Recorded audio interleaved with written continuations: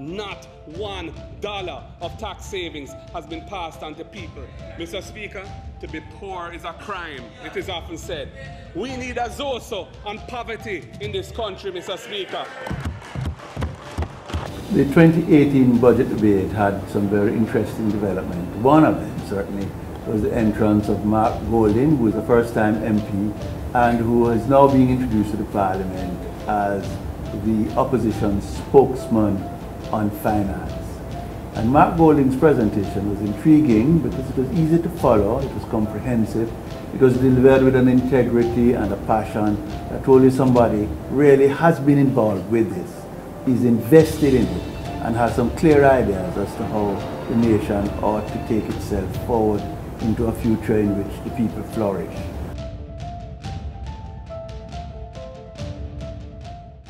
Last week, Thursday, the minister said a great deal about the government's pay offer to the public sector workers. Well, I too have some things to say about that. Mr. Speaker, when the lowest paid public sector workers in 2015 were granted an increase of $1,000 a week by our administration, the then opposition spokesperson finance described the increase as an insult. See it? Public sector increase, an insult. See it? See it? Come on. Now that spokesman is Minister of Finance and is in a position to do better. But what has he done? What has he done? Mr. Speaker, the side man on the solid waste garbage truck earning $6,200 a week is being offered an increase of 5%, $310 a week. $310 a week. That's worse than insult. The JUTC driver earning $12,000 a week is being offered an increase of $600 a week. The lady who is an ancillary worker in a hospital or in a school earning $8,500 a week is being offered an increase of $425 a week. Mr. Speaker, where is the Shaw of 2015? I can't see him. I can't see him.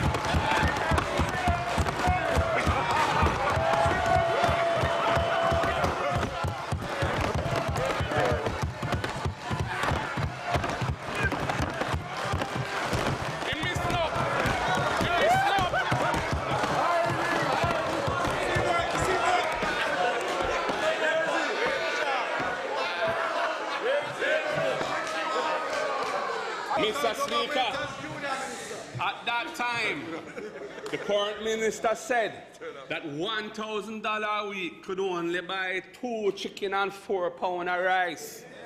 Well, if that was the Shaw standard then, what can $600 or $425 or worse, $320 buy today? It can't even buy 1 Marga chicken.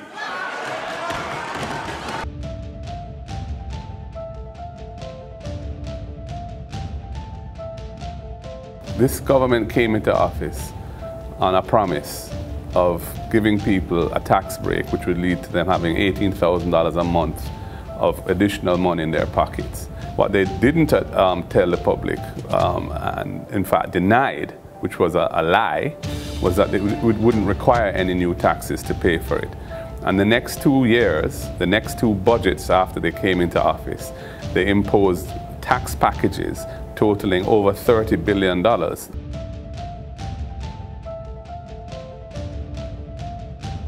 majority of Jamaica's employed labor force does not have a formal tax-paying relationship and has not benefited from the increase in the income tax threshold. Similarly, Mr. Speaker, persons who are unemployed or only informally employed do not benefit from the increase in an income tax threshold.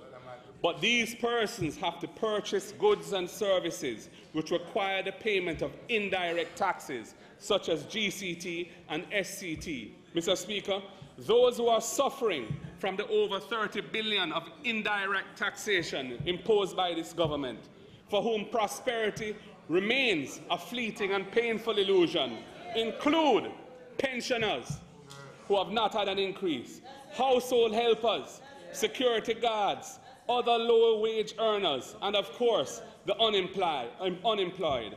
None of them has benefited from the so-called 1.5. Over 100,000 NIS pensioners are worse off. Over 400,000 self-employed persons are worse off, including farmers, hairdressers and barbers, taxis, minibus operators, shopkeepers, bar owners, mechanics. They're all worse off. In other words, Mr. Speaker, this government's tax policy involves the rich getting richer and the poor getting poorer. Prosperity for the few, sufferation for the many.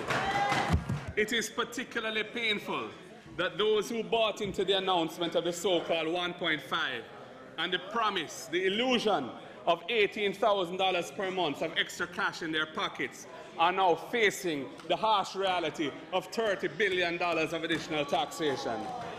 The political propaganda at the time said that there would be no additional taxes to pay for it. The government's two budgets before this one, imposing over $30 billion of new taxes, have shown that this was a false promise and fake news. Mr. Speaker, the Minister of Finance last Thursday denied that the 1.5 was sold to the Jamaican people on the basis that there would be no new taxes to pay for it.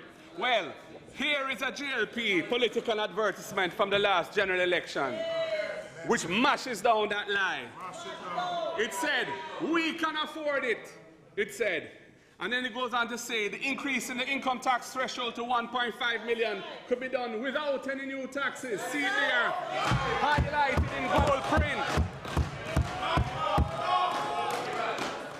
Mr. Speaker, had the Jamaican people not been hoodwinked by that deception, had they realized that the JLP had not thought this 1.5 plan through, and that it would in fact cost ordinary Jamaicans an additional $30 billion in new taxes on consumers, that tax plan would never have seen the light of day.